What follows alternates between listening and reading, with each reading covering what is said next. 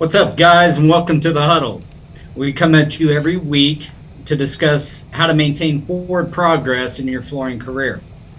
This applies to flooring, but also plenty of other careers. Today, we're going to be talking about, handling your finances and what to do with the money that you earn, and kind of just best practices for where to reinvest that money.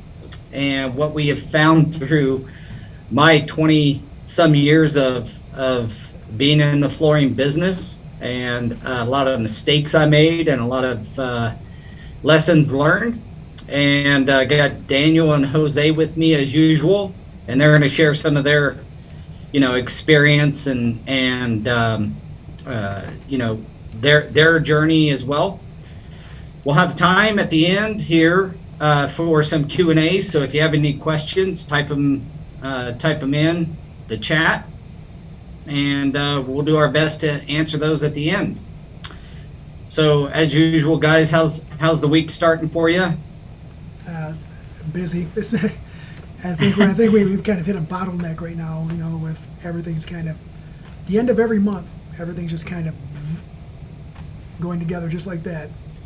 Yeah, and summer's here, so if you're in schools, you're getting that work, trying to get that work done, and it's really encouraging. Just a note to everybody that I looked at the architects. We had an event at one of my facilities here in Wichita last week, and talking to some architects, and the reporting they get looks like it kind of echoes what was said at Surfaces this year, which is architectural billings are significantly up all the way through, and look to be staying up all the way through 2023, with all the talk of recessions and the economy and all that for construction people is a big plus. So hopefully that stands true. That being said, gentlemen, handling your finances, I took a few notes and wrote down a few things that I think we were discussing before this. It may seem a little elementary sometimes, but had I been told some of this stuff when I first got started, I think it could have, I know for a fact it would have helped me a lot. So starting off, you start earning money and you get some cash flow going. What do you do with that money, right? Invest that money in yourself first. You can't be the leader of a company or other employees and things like that if you're not the person that can, currently, if you're not the person that can be that guy, you have to become that guy. That only happens through education, a lot of personal development. So, I won't tell you what genre or whatever, but there's, read books, take courses, learn. So I believe heavily that you have to become the person you want to be to do the things you want to do. And so, if you want to be a star, track runner, you're not going to it's not just magically going to happen. You have to put in the work, the training, the learning. And when you get real good, you start to learn these little techniques that make you faster just from, your form and things like that. So not that I'm a track expert, but that's the best analogy I could come up with off the top of my head. Number two, and you guys could probably speak to this as good as anybody, and probably better than most, is your equipment and tools. How can those items? How do you see those items like benefiting? Why would you say that's so important? It promotes efficiency, man. Like if you don't have the right equipment, then it's going to take you twice as long. And when we started out, and we just talked about this too, is the D cup, as simple as it is, and to put it in perspective, is the very first time that I've ever seen millwork base, and I was responsible for doing it, I had zero knowledge on it, and we went out, and I'll never forget the place. It was called Marshall Manor. Went out there with a utility knife, with zero clue, and right on the box it shows a miter saw. And the gentleman on site had this nice, expensive, finished carpenter miter saw, and he would not let me use it. We didn't have it, and we had to knife everything. Did it look good? Yeah, at the time it probably did for what I could do with a knife, but once we got a miter saw, it made it so much easier. And then all of a sudden this D-cut comes out, and we don't have to clean up, and I can drag it around, and you could show anybody how to use it. So, and you didn't need power. Yeah. Right, you didn't need power, and you weren't cleaning up a mess. You weren't putting plastic up a wall where you were cutting to protect, some wallpaper that had texture to it. They're just having the right stuff and the right tools goes alongside with the right education and how to use that tool. And man, does it speed things up. And Where did you see the D-cutter first? I don't even know. I think Daniel just had mentioned something about a D-cut. We probably went to like an open house and seen it, and we probably dismissed it like, oh, no way, that's no way. And then the demonstration was like, really? So Yeah, I seen it at a show. I can't remember what show it was, but I seen it at a show first. So, like, go to open houses and go to shows. Yeah. If you can Your make it to them, distributors. because that's where you're going to see the most innovative stuff. One of the things that I can think of is the welder. Leister came out with the 90-degree angle tip. That little thing turned out, I bought it at a show. It turned out to be absolutely wonderful. It was a great buy. I was heat welding some Flash Cove yesterday, and the toe kick was only about, I don't know, it was less than 4 inches off the ground, I think. So if I didn't have the little gun as well as that 90-degree tip, I'd have been there all getting day under just cabinets. trying. yeah. Getting under cabinets in a medical facility. Yep. Yeah. You know, sometimes those toe kicks are in farther than normal, and I tell you what, it's come in super handy. My point is just like keep your mind open for tools. If you can make it to some shows or open houses or get into your distributor and asking them what's new, it can save a ton of time. Right. I- You can even tell me take guys- the investing into tools like simple back to the knee pads. Invest in a good pair of knee pads. Save your knees. For a long time, I didn't wear knee pads to the point where it looked like I had 2 kneecaps, and I thought that was normal. No, and then you invest into some knee pads, and then you're like, man, my knees and my back don't have to feel as bad as they have been. Yeah, and if you're early on in the Yeah. career and you see someone with knee pads, just ask them. Like, even if you think you're against it, just ask them, because long term, holy smokes. Same thing with a pouch. My first 6-7 years, I didn't carry a pouch. I put it in my back pocket. Put knives in my back pocket, or lose tools here, leave them in a classroom down the hall around the corner. Did you ever cut yourself? Oh yeah, cut the bottom of my butt cheek a few times. Yeah, cut a hole in the pocket, and the carpet blade would fall through and cut my calf when I was walking. I was like, oh man, I guess it's time to switch pockets. I wish they had a leather pouch I could stick this thing in. Man, that would have been great, right? And how convenient. So it's just simple Yeah, things like so that. I mean, not only will investing in equipment make you faster and more efficient, it will save your butt cheeks, Yes. apparently. So the next one, and you guys, have invested in your employees. I believe that's up there on the list. Investing from a training's perspective, but at the end of the day, it's caring about them, caring about them, trying to help them succeed, advancement opportunities, and how can you, for us, it's like several years ago. It's been probably 5 years ago. We started offering full health insurance paid by the company for all installers and that work for our company by the hour, that are employee installers. Company wide, that we invested in that a half a decade ago or whatever.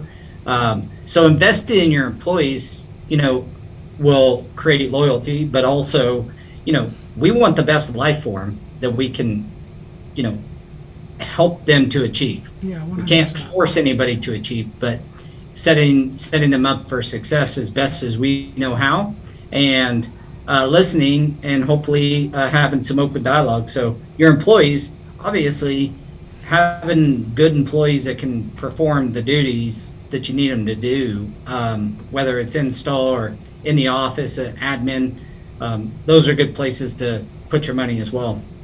It's hard not to, right? Because if you have a bus and you're the driver, but you don't have any wheels, you gotta find the right team to help you maintain that vehicle to get from point A to point B. And if you're not willing to put some kind of investment towards your employees, I highly doubt that they're going to stick around for you. And on the other hand, individuals, entrepreneurs, gentlemen working for themselves and maybe making a transition from self-employed to employee, there is a difference, right? Like when we made the transition, it was a different mindset. We were still thinking like we're self-employed, and we're treating the whole thing like we were self-employed. But once we started transitioning, started thinking more employee classification, and then everything else that came along with it. It started opening up our eyes to a couple of different avenues that we weren't taking. But we did have the luxury of working with a company who did classify us as employees, and they did have benefits, and can't say that we have original ideas, but it was great to be able to work with a company like that to give us some ideas. You could take away the things you do like from situations like that and apply it. Well, What did you guys, when you first started out on your own, you had a helper or a couple helpers or whatever, what did investing in your employees at that time look like? What was that?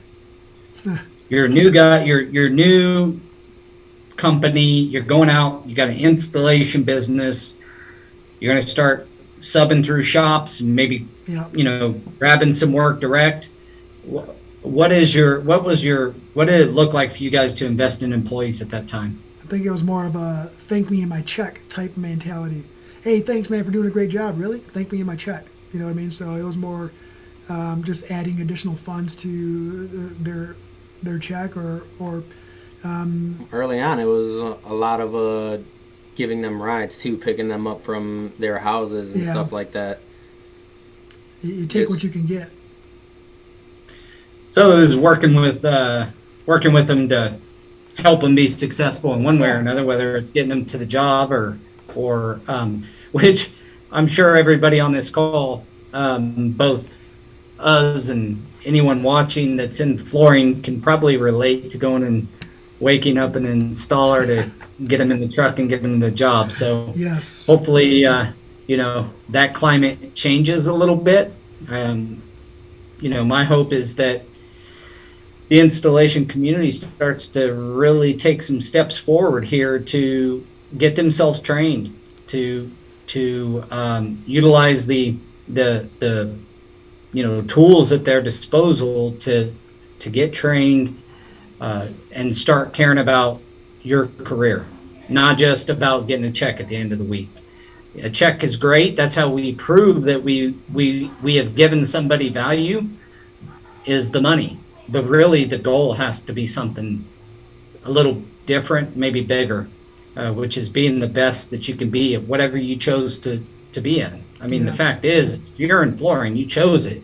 I know a lot of us believe that flooring is debatable, man. A lot of the people that we've met along our journey are in the trade. They would say by accident, right? The flooring chose us, but those guys have been in it for a lot longer than we have, and they made some good decisions early on, and I can't say that we're not taking advice from them, because anytime we're sitting here learning, even from you, we take advice from you as well, because you've already been through it. You've been through something we haven't, and it's nice to be able to me as well. So we've got yourself, your tools and equipment, your employees. I put savings next. Like at some point you have to start socking a little away. You got to start putting a little bit of money away. There's other way, I'm no, financial advisor, but I can tell you saving, close to 10% of your money each week can come in real handy during a market downturn or a few weeks of a job canceling on you or whatever. So, for your own well-being as well as your family's, I honestly believe savings is a piece that nobody really likes to save money. I mean, we really enjoy spending money, but how much do we like to save money? I know that can be a struggle, but if you can make it automatic 10% out of your check, whatever you earn go into savings, or somewhere around there, that's been a good practice. I didn't honestly start doing that until probably, it's kind of almost sad to say, probably 10 years ago. I was probably 32 or 35 before I really started putting back any significant amount of savings. I didn't have anybody tell me how important it was. I could have, when I was making $600 a week, I could have put $60 a week away, and but I didn't. I didn't really understand the importance of it. So if you on this call don't understand the importance of it, I'm just telling you, it can change your life. You can really, if it keeps going great and things are going up and you don't have to tap into your savings, that's awesome. Now you have a little nest egg that you can invest in some manner, give it to a financial advisor and start talking to them. But don't think that you can't go talk to a financial advisor. Like that's another big piece. Just go talk. They're free to talk to. They all want to give you that information for free, and then once you're to that point, you're like, all right, I can't do it by myself. That's where they start making their money. Yeah, I challenge everybody on the call. Go call a financial advisor tomorrow. Just talk to them, chat with them. I know the stock market and the economy sucks right now, especially equities and bond rates aren't great either, which is an anomaly in our economy. Both are going down right now. But this is the time when you start investing that you make your money in these downturns. You invest now, it has to go back up eventually. So, and that kind of flows right into the next one, which is investments. In that case, I'm not talking about, financial instruments as an investment. I'm talking about investing back in your company in technology or more employees or more, we already talked about tools and equipment, but a little bit more like that specialty equipment that can make you some major money. We bought a demo machine, probably it's been 8 or 10 years ago. It's made us a ton of money.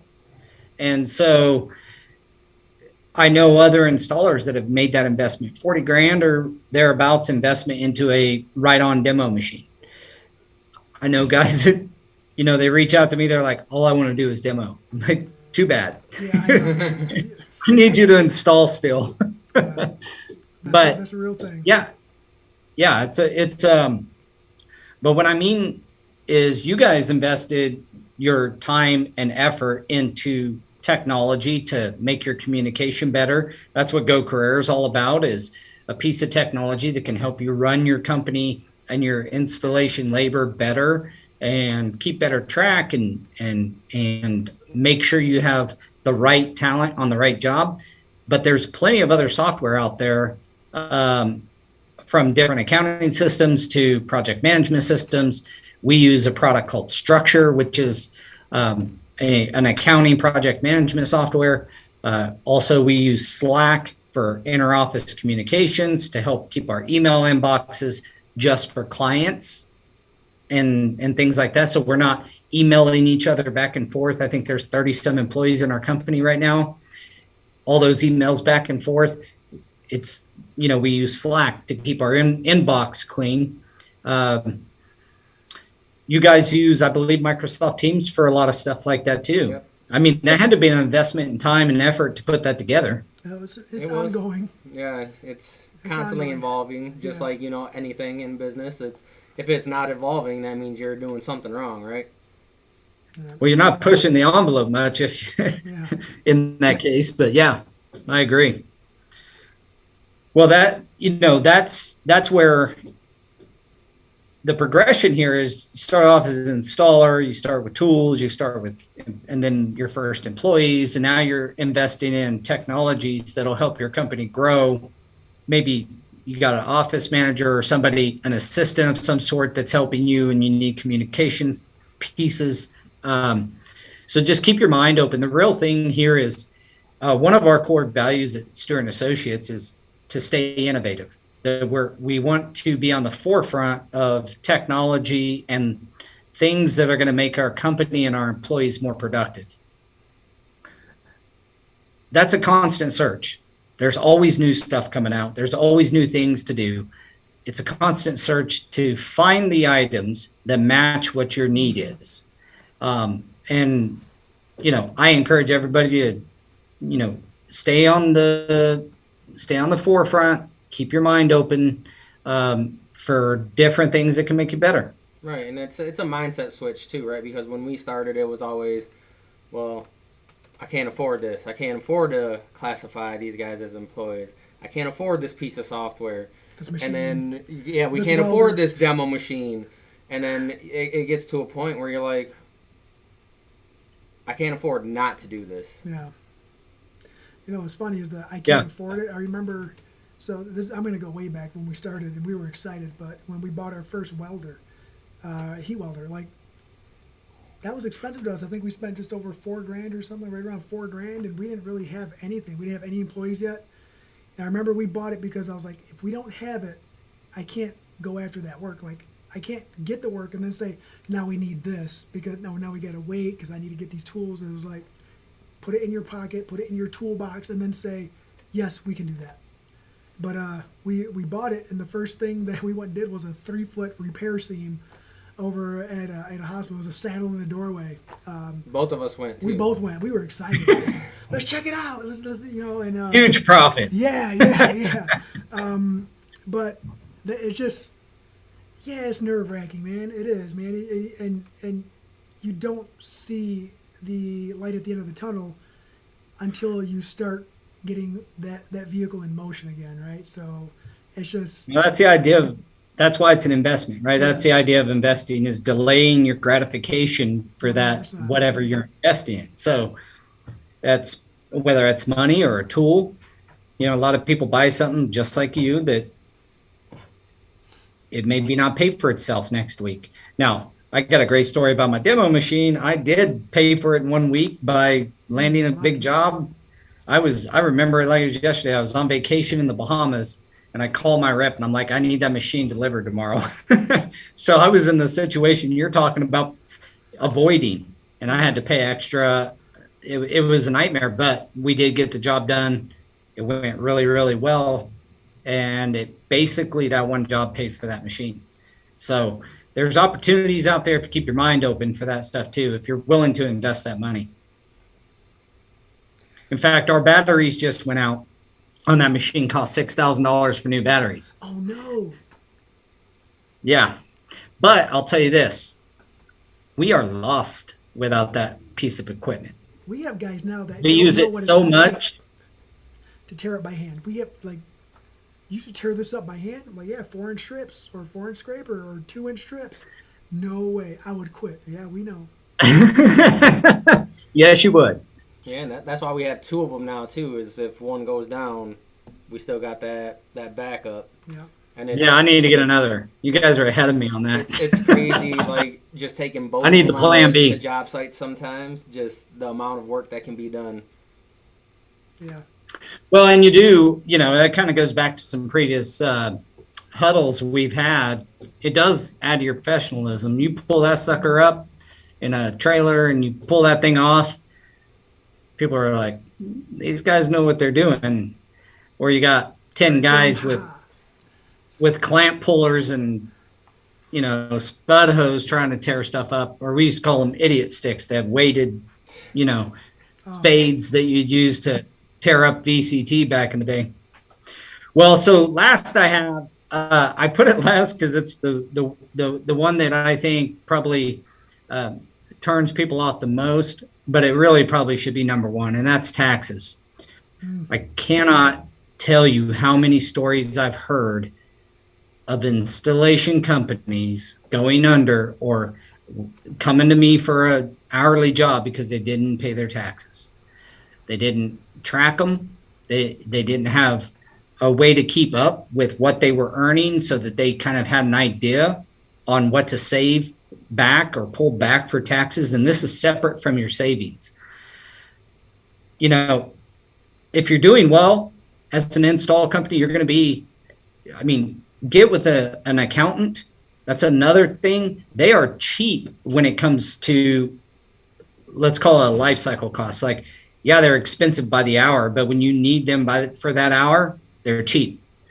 So get yourself set up correctly and make sure you're pulling, you know, you have your accountant helping you understand how much you need to keep back on taxes and make your you know, your quarterly payments or whatever.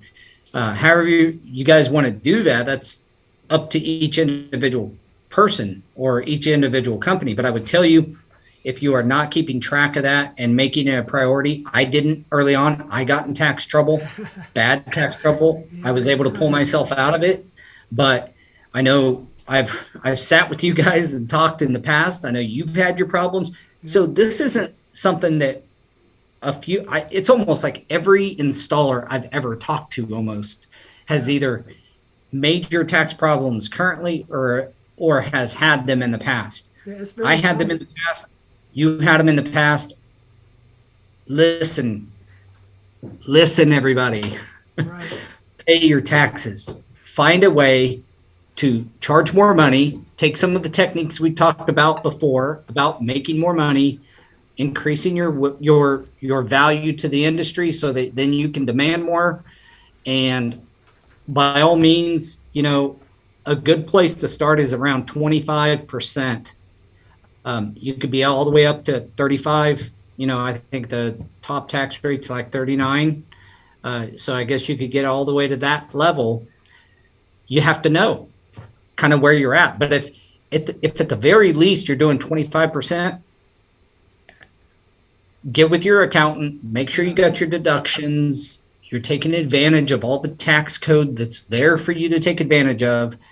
And then after that, maybe you're less than 25, but at the end of the day, if it ends up at 30 or 35, you're almost there. You don't have this huge tax bill. Right, and this goes back to the whole software thing too, because you can keep track of that stuff for your account to actually let you know this is how much you should be keeping, you know, back. Because if you just got a shoebox full of receipts that you turn in at the end of the year, you're not. Yeah, he can give you a number, but is it accurate? Who knows? That shoebox full of receipts, that was me. And that's a benefit of working, you know, for example, in Go Carerra is you have reporting on the backside of that at least allows you to understand. It's not an accounting system, but it at least allows you to understand what you've billed and what you've been paid, and you can track that in the payments account, everything. So at the very least, you know what your revenue is, and you know, in the future, we're going to give some ability to track expenses. So a very low level type of accounting. But if you're just you or two guys and a helper or something, it will suffice and really help you keep track of where you're at. As you get more sophisticated and you need to have a full on accounting system like QuickBooks or something. I know a lot of companies use QuickBooks. I believe you guys do, don't you? QuickBooks, yep. Yeah. And that's come a long way. So yeah, you're right, Daniel, 100%. Like you're going to have to invest in technology to be able to, you know, accurately track where you're at, both from an expense, deductions, all that kind of stuff, all your shoebox full of receipts. If I go back in time and do it all over again from day one, even if it was just me and Daniel starting out, should definitely just have that just in case, because you don't want to wait until you need it, then learn how to use it, right? You want to make sure that you understand the inner workings of it, so that way as you grow, your knowledge grows with it, and you're able to make those adjustments. It's even if you're sole proprietor, one individual, like, make it easy on yourself, man. That's a super easy investment. Yeah, I mean, that's what an investment is putting something into something before you need it a lot of times. Or you can just spend all that Not time. necessarily like I did the demo machine. Right. Or you can spend all that time at the beginning of every year trying to get everything together, and 2 weeks into trying to consolidate all your paperwork and your receipts, when you could have spent 2 weeks finding more work, or 2 weeks working on a project. You'll save yourself a lot of headache. That it's definitely worth it. Yeah. Yeah. So, I mean, that's the 6 biggest items I have on my list. And you guys had a lot of the same stuff, it sounds like. I think that one really important thing to understand is don't spend all the money that you make. There's plenty of places to invest it that'll make you more successful long term, help your image, help you earn more money, be more efficient. All these things are really important when you're running a company. And the last thing I'll say is that there's so many installer companies out there, installation companies, that do not operate as companies, that do not even view themselves as a company. Even if you're a sole proprietor, you can be a company. You are the company at that point, but you have to operate like one. Again, that's an investment. If it's just you and you plan on growing your installation business to 40 guys and being a super sub for, medical facilities or whatever your goal is, you have to start operating as such. Don't wait until you have to do it to do it. Do it ahead of time. Yeah. Like we did. Don't do what we did. Yeah. We're trying to help. Trying to tell you guys the stuff we did wrong. So, Yeah, well, let me. What's your guys'? You guys got anything else to say before we open it up for questions? No, all I was going to say was you learn more by other people's mistakes and your mistakes than you do by all your successes. So, it doesn't happen overnight, and it doesn't happen on accident. Well, people don't see the failures behind the success. They just see the success. So just know that's one thing that I like to say is you got to stop saying that I can't afford it, and you got to start changing your mindset and saying I can't afford not to do something, because it's like you said, it's an investment, and it's just going to grow from wherever you're at now. Yep. Yeah, it's an interesting dichotomy on what to do with money, because money is like fire if it's in your pocket. So if you don't get it reinvested to make more of it, you end up not having any. I've watched it for too many times. So my hope is that any install companies out there that are listening, that you make sure you're operating as a company, that you are reaching out to accountants and getting your deductions and take advantage of being a company. There's a lot of stuff out there that you can learn. It's just a matter of investing that time and effort. So let's move on to some questions. See what we got here.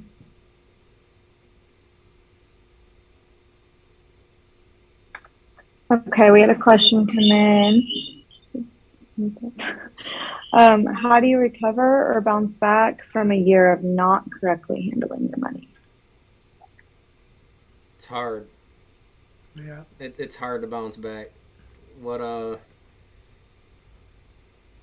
really that saving is, I think, what kind of saved us at one point, because we were at least smart about one thing, is we got to put this money away, taxes and savings, and then once you figure out, hey, we're not doing too hot, and then you got to fall back on that savings, Yeah. and then you can kind of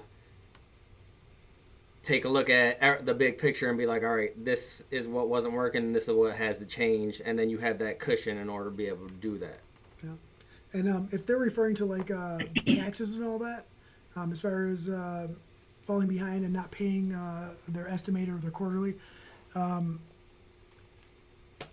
a lot of people do what I did, but I called them and said, "Hey, Mr. IRS, I think I owe you some money." And they're like, "Yeah, you're under the radar. Of course you." And so I opened up that can of worms myself, right? But Well, kudos. Sorry to interrupt you, but kudos Yeah. because that just keeps snowballing and snowball. So, They're not going to go away. yes, I was definitely, there was a lot of years involved in there, right? So the way that I personally did it, because I didn't want it to affect anything else that we were building or my family, my future, is I made phone calls and I made payment plans with the IRS. I basically put myself out there, vulnerability, right? Humility. I said, hey, I've made some mistakes. I'd like to correct them, but I can't afford to correct them right now today. What can we do so that way I can start correcting it, right? And you might not like what they have to say, but they really want you to correct it, so they are more than willing to work with you, whether you do it on your own or hire an attorney to help with some of those corrections. It's just a matter of taking that initial step, but just be ready to put yourself in a position you're going to be uncomfortable for a little bit. Yeah. Just to add to that, don't run. Don't avoid. They'll find you. Face it head on. They will find you. Face it head on and make a payment plan. I went through it and I sincerely wish I would have had some guidance and not went through it, but I did. And it's about making a payment plan, and then you make a little chunk of money on a good job and you pay the sucker down, and you just chip away at it. The real key is to not run and face it. And Jose just gave you a great example of that. Call them. Like, if you haven't paid your taxes. Yeah, I'm not saying you know how much to pay, but if you haven't filed in 3 years or something, like, go ahead and call them. I know a guy that, even though he did do that, it was a bit of a struggle. But he's faced up to it and went ahead at it, and he's about there, or he is there. So those are from a tax standpoint. If you have a rough year, like, I'm assuming that question was about taxes. But if you have a rough year where you're not really, making money, it's time to back up, assess, and address the problem. Right. I encourage people to be warriors there. Like, sometimes it gets tough. You got to get up early and stay late sometimes to make things happen and make the money that you need to make to be a profitable business. And sometimes you just got to strap up the boots and get after it. Yeah. And we're in the age right now to where there's groups out there, man. Reach out to someone, ask a question. Everyone is more than willing to give information. We've all been through something, so Yeah. just post in a group, hey, this is what I'm going through. And then, like myself, there's been plenty of times where, because sometimes you go in these groups and people just want to BS with comments that don't matter. Yeah. So I'll just reach out through a message and talk to them that way. That way they know it's like, I don't want to deal with everything that's going on, but I just want to let you know this is what's going on, this is what we did, stuff like that. And it might not be relatable to anybody, right? Because, the direction that we went, and we might have taken the long way around compared to some people who might have been able to find a way to streamline some results. But, that was the only way for us at the time. It was our only path at that time. And once we started the path, it would have taken us longer to veer back to start another one. So we just pushed forward. And Well, the key sounds like is just that. You pushed forward towards resolution. So let's see what other questions we have here. Okay, there's another question asking what would be the first step or resource that can be used to get ahead of them for their financial responsibilities? To get ahead for their financial responsibilities? Yeah, what would be their first step or their first resource that they can use? Talk to an accountant. We already kind of touched on that. It wasn't until, like, our accountant actually helped us to restructure the way that we were set up, so that way we essentially save a bunch of money on taxes, and that money help offset the cost of the employees that we had. So just, going to them, and like I said, he talked to us for free before we were like, all right, we're on board. Yeah. The information is there. Yeah, they want you to be their Ask. client. Right. And he didn't put us in the position to where he was, the deductions kind of were overbearing. It made us look like our annual income was lower, right? Because our net worth, you want to make sure that you are doing it in a fashion so you can still go qualify for a loan, your personal income versus your business income, if you go that route, is good enough to get the loans and make your net worth enough to qualify for them. I mean, obviously credit score is involved, but that's another talk. Just understand what you're doing and what your end goal is, and then they'll lead you in that direction. And then the other thing I would say is it goes back to the software. We use QuickBooks, but there's plenty of other things out there. You can go use an Excel spreadsheet or Google Docs, but tracking what you're making and what you're spending. So you have to know what's coming in and what's going out, because if you don't, a lot of things get lost in translation. Mm-hmm. So the more information that you track, the better off you are in the long run to know when something's going wrong, or that's really it, when something's going wrong, so that way all right, something has to change ahead of time before it starts getting too bad. And it's never too early to start that. No, and you can do baby steps. Don't wait, too, right? Don't wait to do it. Like, it's never too early to start tracking what you make and what expenses you have, and then what's left over, and talking to an accountant so that you can reduce your taxable income is important. But I would say, like, probably the most elementary answer to that is what we've talked about in this call. Save 10%, put back 25%, and make your quarterly or some standard pay into on taxes, and invest in equipment and tools that are going to make you more money. I would say what we've talked about in this call is a great spot to start. Even if you don't talk to an accountant, if you track your expenses, track your income, save some money, and put back money for taxes, you're light years ahead of where I started and what I did for the first 5 or 6 years. Right, and that's where I say it's baby steps, because you just have to start getting in a rhythm of doing these things in order to keep on doing them, right? You got to make it a habit. Yeah.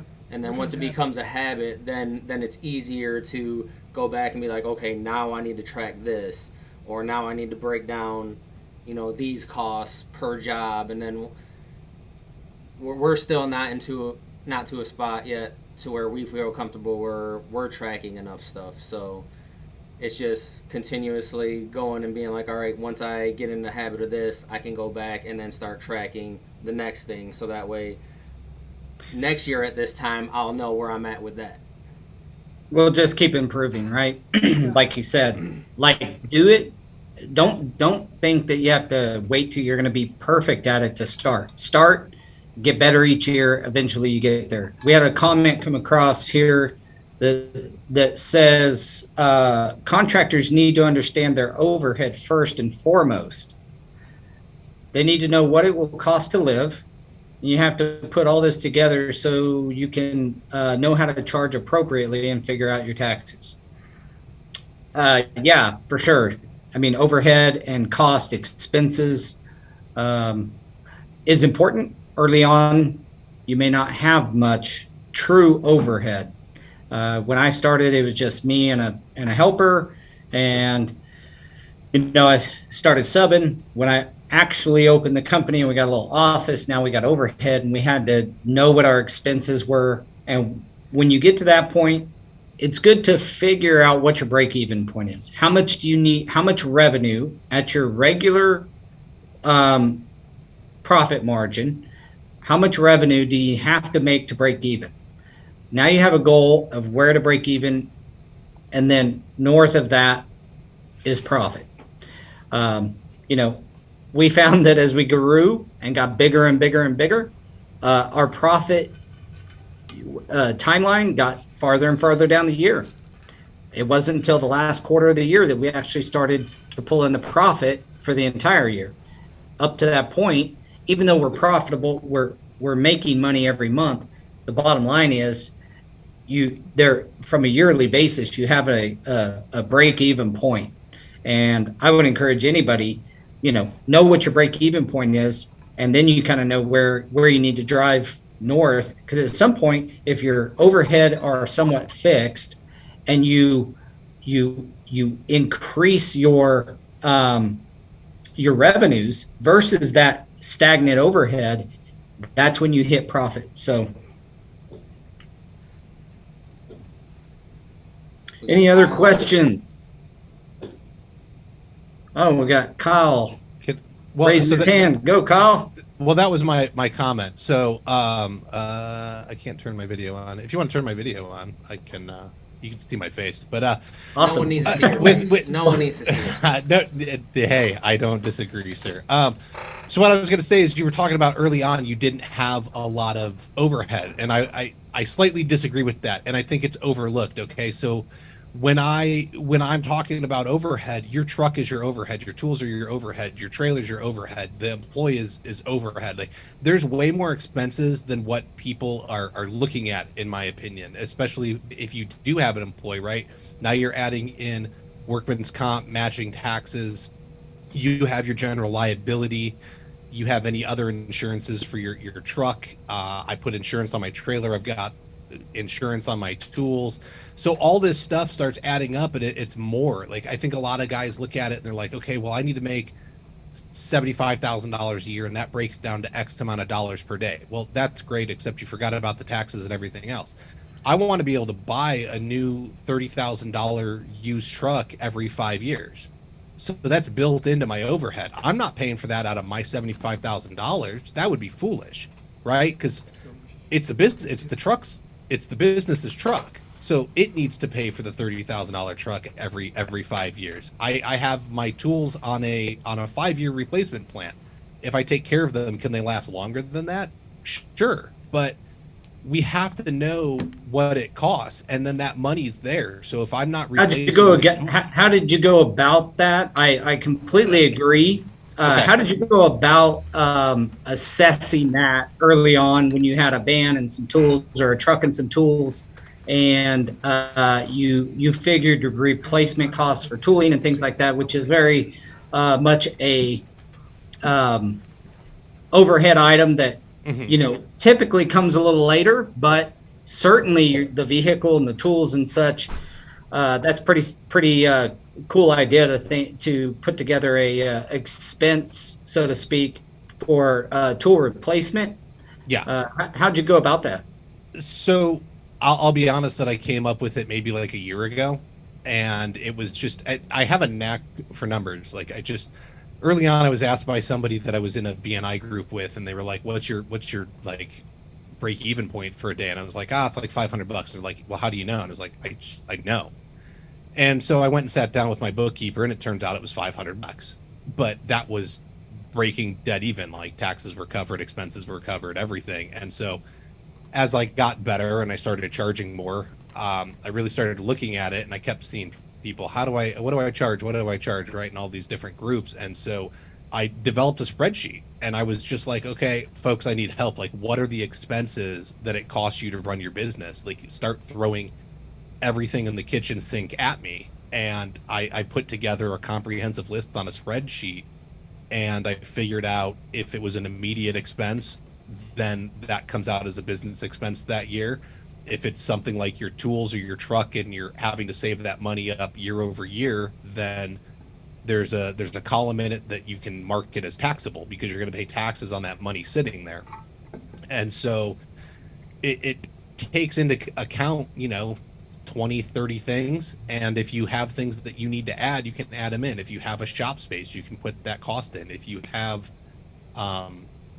multiple trailers or something, you can sit there and customize this to it. And it was just me thinking about, what does it actually take to run a business? Because when you're talking with contractors, great artisans not always great at business. Yeah. And a lot of things go overlooked, and I really enjoy that side of it. And so I like trying to put together these tools to help further other people to be more successful. There's no reason that installers should be living paycheck to paycheck. None. It's there's no excuse in my mind whatsoever, and this is a tool to push them forward. Let me caveat to that is to say that, as we've talked in this discussion, that it's never too early to start. What I'm trying to encourage people, especially installers who are getting going, is they may not have a truck, 2 trailers, and all the tools. Understanding your expenses should start the day you decide to start subcontracting or going out and doing, performing as a company. If you're doing that, it's never too early to start tracking expenses, tracking revenue, and understanding the difference. You have some years of experience to fine tune that stuff. I've got 25 years, and we have, accountants that we know exactly what we have to bill every month to break even, and anything north of that is gravy, baby, right? And we understand those numbers. But don't think you have to get, become some big company or some big, even installation, like you have to do $1 million a year in installation to do this. You need to do it regardless of whether you're billing out $200,000 a year, or if you're billing out $10 million a year. You need to understand your expenses versus revenue. 100%. If you don't understand what you're bringing to the table, and you don't understand where the money's going, then how do you know what to bring in? You're just guessing at everything, and that's you're not doing yourself any favors in that aspect. Right. It's actually saved us because I have a spreadsheet for employee costs, right? And it's actually saved us because it's like, why do you guys have to charge this much hourly? Well, it's because this employee costs this much, and if I don't charge you this much, I'm pretty much paying you to go work for you right now. That doesn't make any sense. So it just goes back to the more you track, the more you know. Yep. No, I agree. I don't think that's done enough, right? I think doing time studies is utterly important to a contracting business, just because you get, you go and you look at a job and you're like, that's 10 minutes, that'll take an hour, that'll take 15 minutes. And then you go and do it, and it was 5 hours total. And you bid it one way, and then it took you a totally different amount of time. The numbers don't work. So yeah, and it certainly gets more sophisticated when you're doing per job. Like if you're going out to a project and bidding, a home or someone. When you're working direct with, whether it's the homeowner or direct with GCs or things like that, it frankly, the sophistication that's needed at that point should go up. It's going to take, more. You have to start thinking about, if you're going to work with, GCs or something like that, to pay every 30 to 90 days. You got to start thinking about your backlog and your, cash on hand to be able to finance that work. And that gets really complicated because you're talking about getting with banks for lines of credit and all this kind of thing. But what is important, I think, is just getting the baseline when you first start out. If you baseline this thing and you track all your expenses, you track your revenue, and you know what your break-even point is, that's a great starting point. And just like Kyle's mentioned, you can get, and Daniel and Jose, you increase your level of sophistication with this as you grow, but don't wait. Look, that's the biggest thing I've seen. I've seen guys get, 8 or 10 guys underneath them, and they're pulling $2 million, $3 million in installation only, and they got way behind because they never did any of this tracking, never paying their taxes, didn't even know what it was going to cost from a tax standpoint or what their obligations were. So, yeah, great stuff, Kyle. Thanks for the comments, man. I think that's valuable input. And at the end of the day, my encouragement to everybody is really to get started right when you start your business, and don't wait till, like I did, 4 or 5 years later, I'm trying to figure everything out. No, thank you. Thank you for letting me on. I appreciate it. I think you're right. The earlier you start, the better off you're going to be. And you're talking about some things that I know even Daniel and Jose have going on, and they're looking at how do we track our expenses and put, figure out cash flow for the next 30, 60, 90 days and book projects around that. And like, you're right. It's never too early to start, in that you need to understand your business, that you opened a business and now you have to act like an actual business owner. You're not an installer anymore. You want to be an installer, go be somebody's employee, because that's the only time you're an installer, in my opinion. I'll hire you. Yeah. Even if you're subcontracting, you still own a business. Yes. And so like sorry, you own a business. You need to act like you own one. The store handing you a work order doesn't mean that you're just an installer. That's not how this works. So correct. It's all great advice. And that's where, quick plug for Go Carerra. The fact is when you get a work order from a Go Carerra company, there's a negotiate button there. Use it. If you need it, use it. Negotiate the work to what you think you can do the job for. Too many shops try to prescribe the cost. Our platform has the change order and negotiation features for that reason. Is you are a company if you're a sub. If you have to make more money, now who knows what shop there's several companies on the Go Carerra platform, but so who knows whether or not you're pricing yourself out or not. But the fact is, if you have a good hammer rating, a good kudos score in the system, you're going to have more power to negotiate and make the money you need to make from any shop.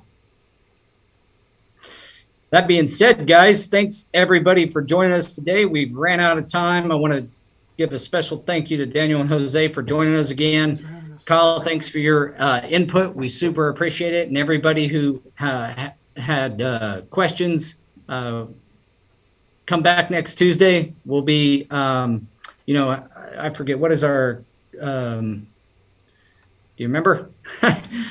I forget what our topic is next Tuesday, but join us at 3:00 Central Time. And we appreciate everybody. And I hope you got a little bit of value out of this. So next week it's learning and excelling. Learning and excelling. We'll further that one a little further description by next week. So, yeah. All right, everybody. Thanks. Be on the lookout for an email for next week's huddle. All right. Thanks for joining. See you guys. Recording stop.